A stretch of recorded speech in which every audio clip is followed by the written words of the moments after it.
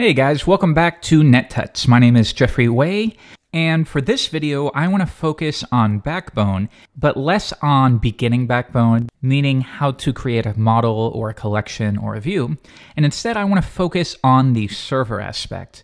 So one thing about Backbone tutorials is that they will tell you how to work with the server, but only from the client side end, meaning they will say this method will send a request to this URL, and then you are just sort of expected to figure out how to respond to that on the server end. But depending upon your skill level, you might need some help with that, and that's what we're going to do in this lesson. We're going to learn how to take Backbone and the server side and have them talk to one another, and we'll focus on each side of the process rather than just one. Now, if you are brand new to Backbone, this probably isn't the video for you. This is for people who have gotten into it, you've learned the basics, and now you're ready to dig into some slightly higher level stuff. If you are brand new to it, I would recommend a handful of things. First, we have some articles on NetTuts, such as Getting Started with Backbone. We have a couple on the site. There's also a code school course, which is quite good, called The Anatomy of Backbone. And also, if you are a Tuts Plus Premium member, we have some great tutorials and courses. Here's a long tutorial that I wrote on getting started with Backbone. And here's a course for .NET developers on using Backbone. And by the way, we have a couple more courses coming to Tuts Plus Premium on Backbone. It's mid-September 2012 as I record this. So if it's a month or two later, come over to tutsplus.com and we'll have some more courses for you. So let's get started. I have created a base installation of a framework called Laravel. Now, it does not matter if you use Laravel or not. Maybe you use CodeIgniter, maybe you use Ruby on Rails, maybe you use Django. If you follow along, the basic concepts are going to be true framework-wide. But before we dig into the Laravel side, let's focus a bit on Backbone. So I'm going to switch over to my code editor, and here is the default homepage view. Now, I'm going to delete everything within here, so that we can start from scratch. And we'll change this to Backbone Learning. Now if I reload the page, we have an empty page. So I'm going to bring in some of the Backbone assets. And again, you should know all of this. If you don't, you're not quite ready for this video. We're bringing in underscore, jQuery, and Backbone. We're going to do all of this inline. I wouldn't do this in an actual project. I'm much more likely to use something like require.js, but for this lesson, that's fine. So the first thing we need to do is figure out what we're working with. Let's say we are working with courses on Tuts Plus Premium. So we're going to have a list of course names along with maybe links to them, and then maybe something else such as the category. It doesn't really matter. We just need some data to work with. So we will call those courses. So how would we represent a single course? Well, we would first create a self-executing function so that we don't have any globals. I'm also going to say use strict just to be careful. This is something that you should be using in your JavaScript projects. It's not going to break anything. It just simply enforces that you are following modern best practices.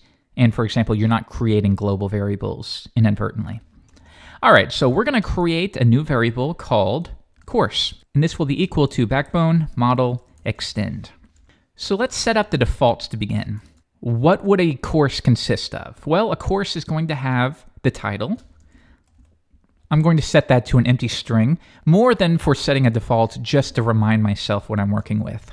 I'm also going to have the URL, and you know what? Let's just keep it like that. Let's keep it as simple as possible so that we can focus more on the server-side aspect. Next, I'm going to set the URL root.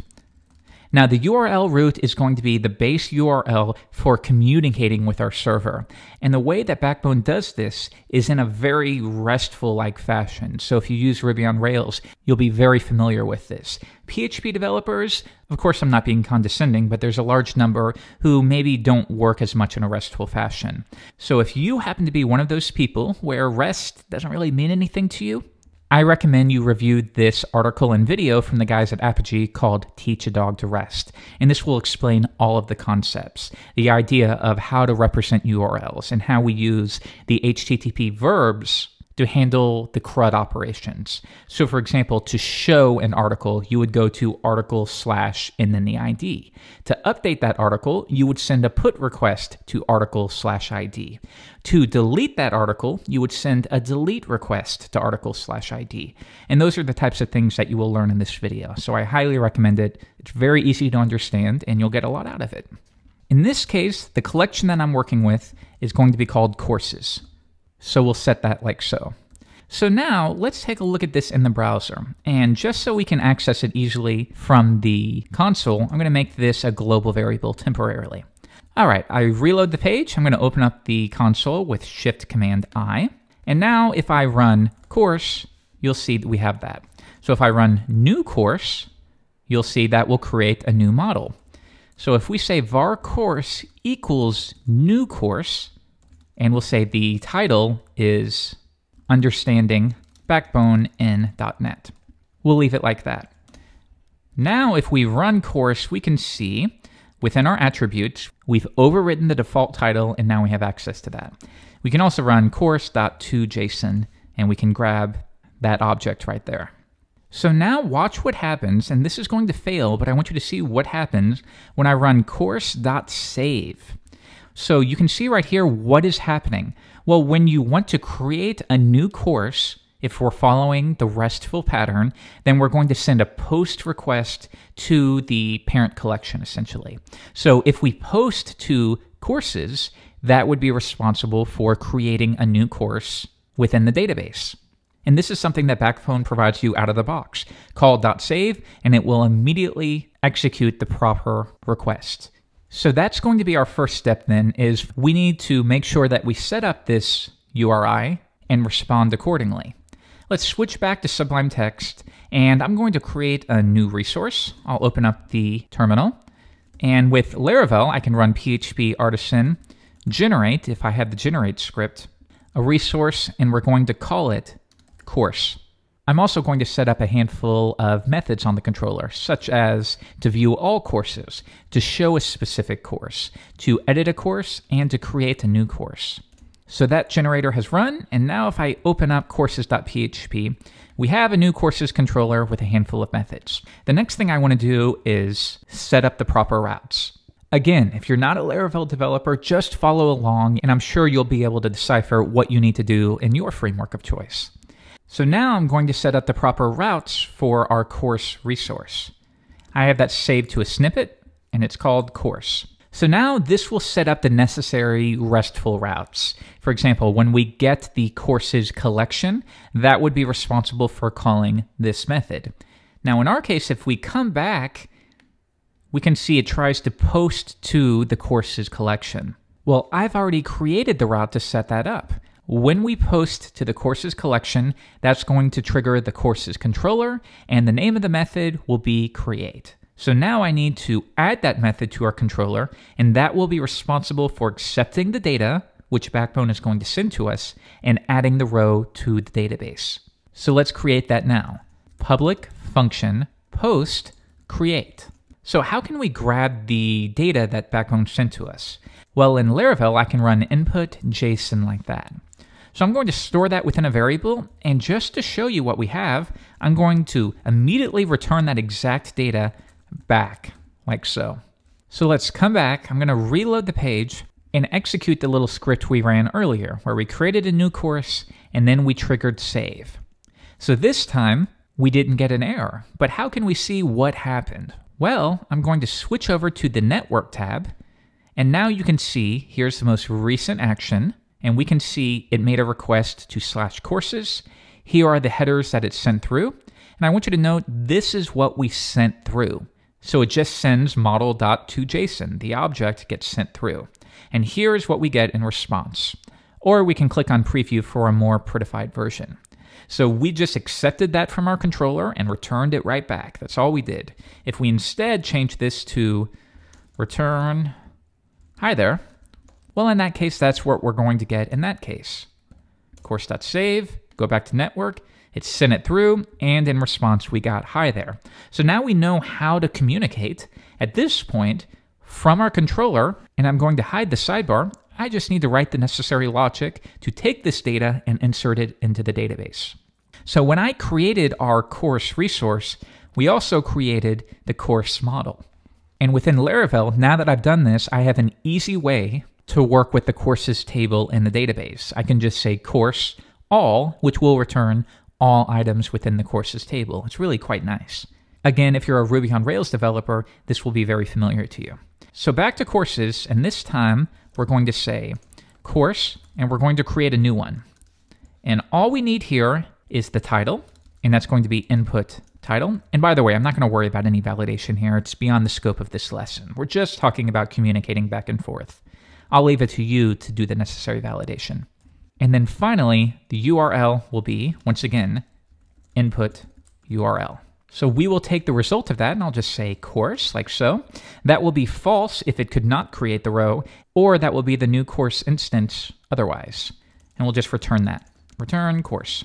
So let's try this out. I'm going to open up MySQL within the terminal. I will log in.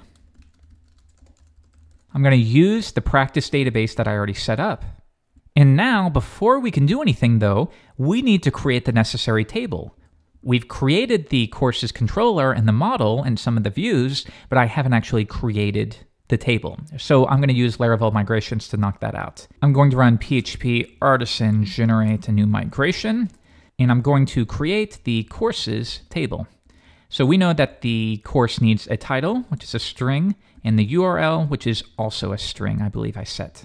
So I'm going to run that. That will set up the necessary migration along with the schema. And now I'm going to migrate that. If we now show tables, you'll see, yep, we have our courses table, describe courses. Very cool. If you've never used Laravel, definitely check it out. So now at this point, everything looks good. We have this method post-create that grabs some JSON data. It creates a new course and it returns either false or the course instance. I forgot to pass through an array. Sorry, I've been working with CoffeeScript a lot lately. So that looks good. The only other thing I noticed though is in some cases this will return false. If it could not be added to the DB, that's fine, it'll return false. But otherwise it's going to return the course instance, but we can't send that through as a string, so I'm going to make sure that I JSON encode the result. All right, now let's try it. So one more time, I reload the page, I'm going to clear out the network tab, and now I'm going to execute this again. Create a new course and save it to the DB. Now if I open up network, there we go. If I switch over to headers, I can see the payload. Here's what got sent through, nice. And here's what was returned. And in this case, it was the instance. So hopefully if we did everything right, and if I bring back the terminal and I select star from courses, if we did everything right, we should have a new row, and sure enough we do. Apologies for the small resolution here for the screencast, but you can see, yep, we did create a new row. Let's try this one more time just to get in the flow of it. Var course equals a new course, and this time let's grab another one. As we are working with Laravel here, I highly recommend you take my Laravel Essentials course. So the title, Laravel Essentials, shameless promotion, I know. And the URL, I'll paste it in like so. So now we got that, we're gonna save it. It's going to send an AJAX request. It's going to post to /courses, and that URL will then, as we've gone over, accept that data, create the new row, JSON encode the response, and send it back. One more time, select star from courses, and now we have 2. Good, so now we are properly communicating from the client side to the back end. So there's something else I want you to see. If I switch back, if I say var course equals a new course, but this time, rather than passing in an object, I'm gonna set the ID. So I'm going to say ID, and let's grab one. We have an ID of 3 here. So let's say ID equals 3. Now I run that. If I say course, and now we're going to run fetch, that's going to send the necessary request to fetch the course from the database that has an ID of 3. So if I run that, let's go back to the network tab. Here's our new network request. So let's open that up, and now take a look at the URL. Because we set that URL root property, it knows what the proper request URL to use when we're fetching an ID. And in this case, to grab a specific item, we would send a request to courses / and then the ID of the course that we need. And that's also a GET request.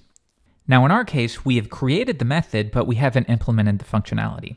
So if we go back to the console and we open up the object, you'll see response text is an empty string. So let's switch back over to Sublime Text. And now we're going to run this method right here, getShow. So why are we running that? Because we set up the RESTful route.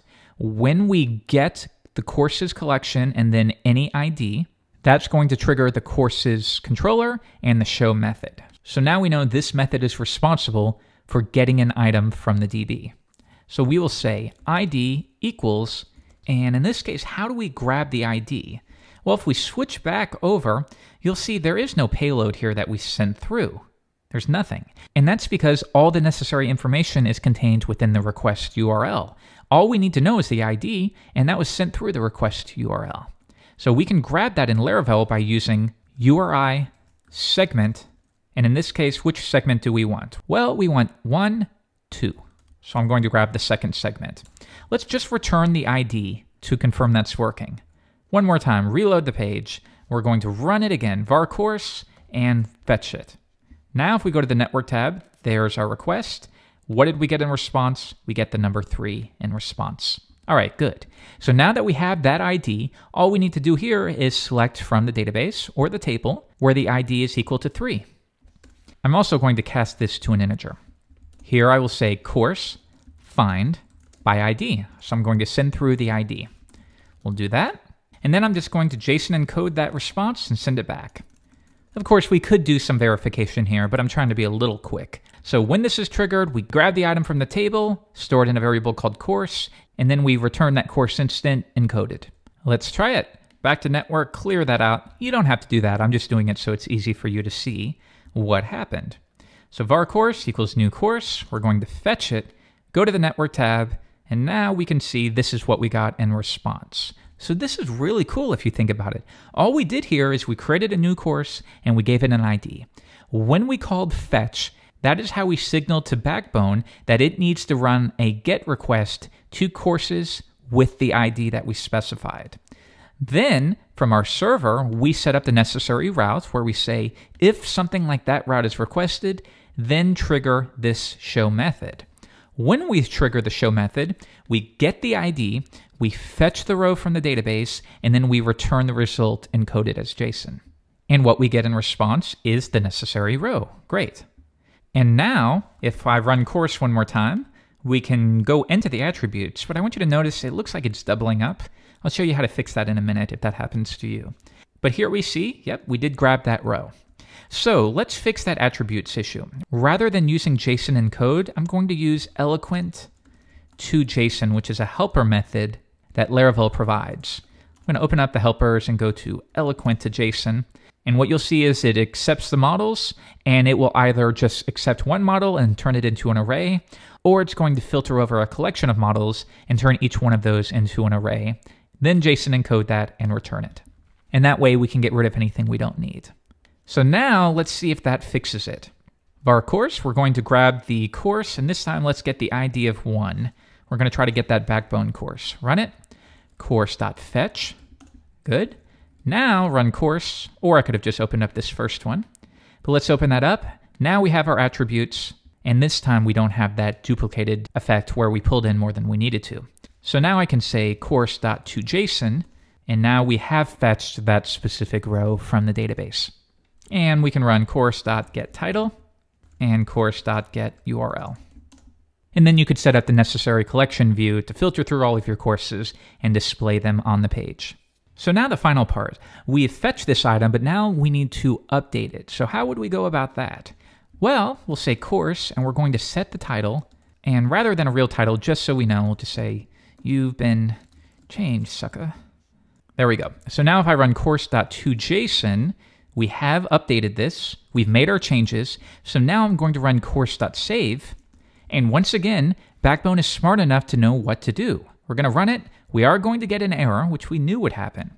So now it knows we're updating a specific record. And following that RESTful pattern, that means we need to send a put request to courses and the ID.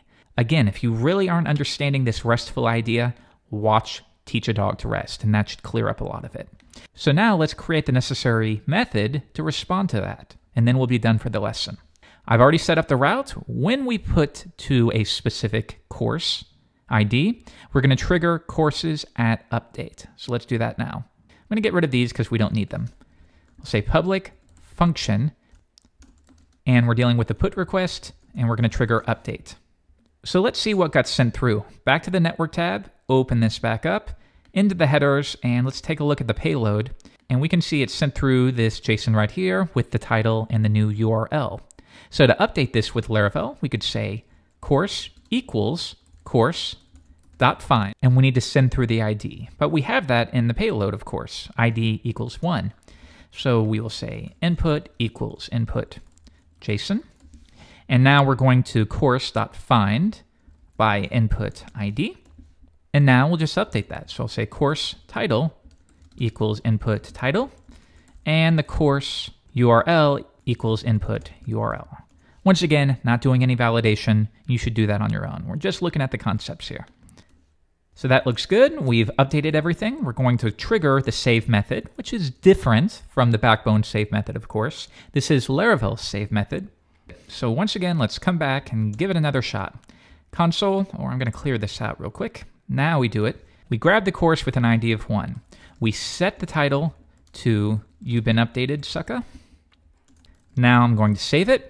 That's going to send through the necessary requests. So we run it.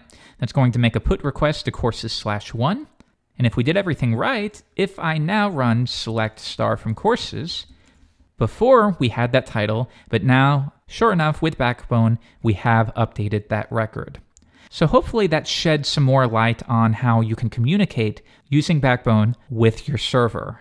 And also, if you weren't familiar with the idea of REST, hopefully now you'll have the incentive to dig into it, because Backbone really lends itself quite nicely to the Rails flavor of REST.